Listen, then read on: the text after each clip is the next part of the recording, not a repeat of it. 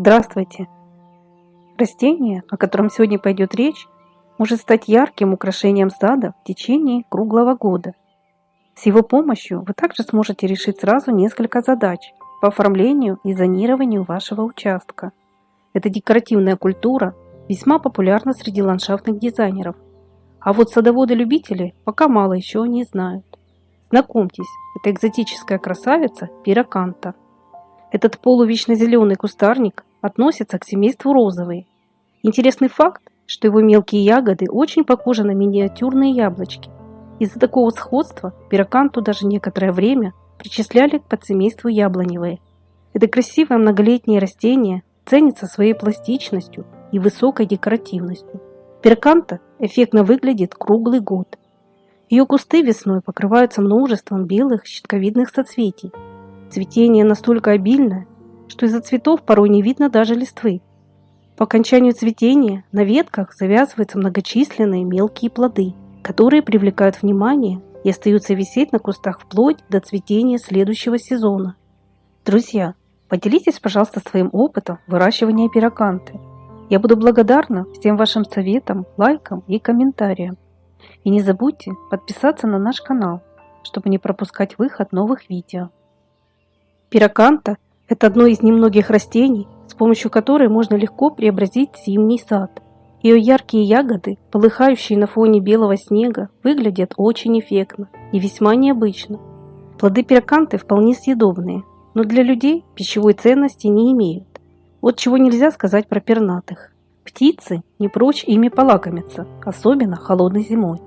Среди этого кустарника есть много разных сортов с желтыми, оранжевыми и красными плодами. Пираканта имеет раскидистую или прямо растущую крону, состоящую из плотной, вечно зеленой листвы. В зависимости от сорта ее высота может составлять от 1 до 6 метров. На ее побегах также имеются длинные шипы. Кстати, свое название растение получило от двух греческих слов – огонь и колючка. Недаром пираканту в народе еще называют огненный шип. Колючки составляют в длину около 2,5 см.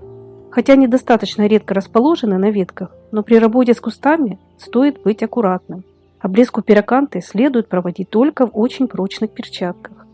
Зато из ее зарослей можно создать великолепную, непролазную живую изгородь, которая оградит территорию и одновременно украсит ваш сад. Цветение пираканты просто роскошное. В мае-июне растения покрываются многочисленными соцветиями из мелких бело-кремовых цветков, которые собраны в густые соцветия диаметром до 8 см. Этот уникальный кустарник считается хорошим медоносом. Цветы пираканты привлекают сад пчел и бабочек.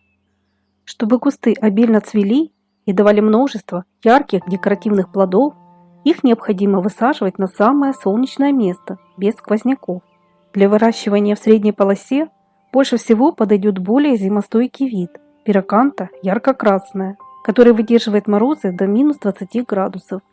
Хотя уже выведены более выносливые декоративные гибриды с приживаемостью в климатических зонах 5 и 6. К таким сортам относятся пираканта с оранжевыми ягодами Firelight, желтоплодный сорт Solid Door, темно-оранжевый Rio, темно-красные сорта Kuntai и Red Column, оранжевый Orange Glow, ярко-красный Red Star и другие.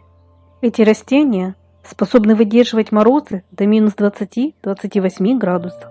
Но есть и более адаптированные к холоду растения, которые способны зимовать с укрытием даже в 4-й климатической зоне. К таким относятся гибриды Teton, Orange Charmer, Mojave и Red Cushion. Однако всегда учитывайте, в каком питомнике эти растения были выращены. Лучше всего приобретать уже адаптированные саженцы в местных питомниках.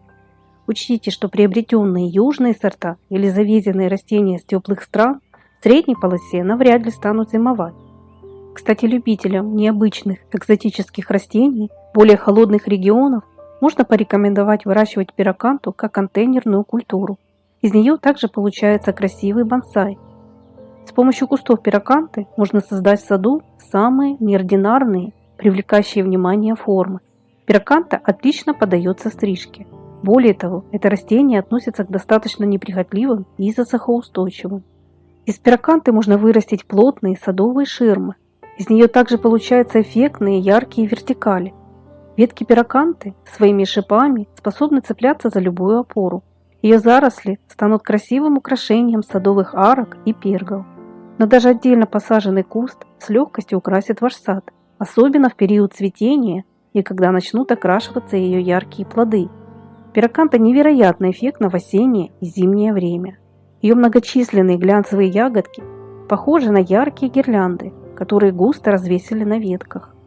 Чтобы придать саженцам более компактный и аккуратный вид или задуманную вами форму, их необходимо стричь уже с раннего возраста. Молодым растениям также понадобится опора, особенно если вы собираетесь формировать свою пираканту. Более взрослым растениям с толстыми, одревесневшими ветками подпорки уже будут не нужны, так как они смогут самостоятельно удерживать свою крону, даже без подвязки к специальной опоре. Из кустов пираканты можно создать разные пластичные формы, например, геометрическую фигуру или причудливую композицию в виде животного. Посаженные в ряд растения с плотной густой кроной и шипами послужат отличной заменой забора. Через такие колючие заросли не осмелятся пробираться даже местные коты и собаки. Из саженцев пираканты со временем можно вырастить красивую плотную стену или пышный бордюр. Для подобных идей всегда подбирайте соответствующие сорта, так как есть низкорослые, более компактные пираканты и высокорослые до 6 метров высотой экземпляры. Пираканту очень ценят в садоводстве за ее пластичность, редкую привлекательность, высокую декоративность в течение круглого года, неприхотливость и засухоустойчивость. Ее ветки настолько пластичные и поддаются формированию, что с помощью стрижки и направляющих опор можно создать самые интересные садовые композиции или неваки. Хотя если у вас нет желания этим заниматься, куст может расти и нестриженным. Главное посадить его на солнечном месте. Пираканта редко поражается вредителями и болезнями. Ее вам также не потребуется часто удобрять и поливать. Такое растение вполне подойдет даже для начинающих садоводов. Единственное, что для холодных регионов, особенно молодые кусты, на зиму потребуется укрывать.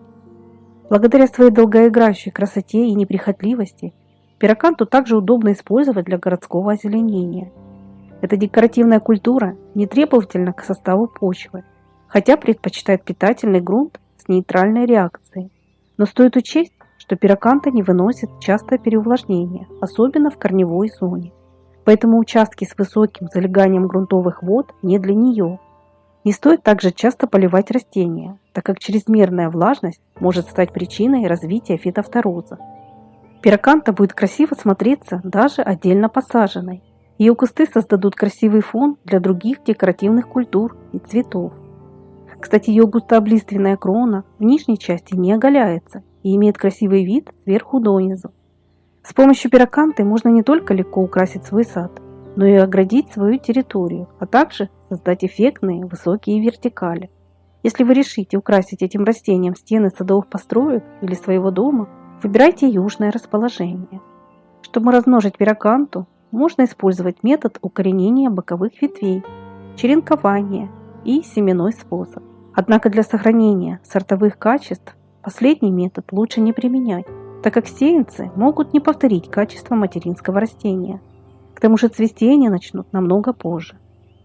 Если же вы захотите выращивать пираканту как комнатную горшечную культуру, учтите, что в холодный период для растений важен покой с температурным режимом до плюс 10 градусов и с рассеянным освещением. Но если вам это видео было интересным, не забудьте, пожалуйста, поставить лайк и до новых встреч на нашем канале.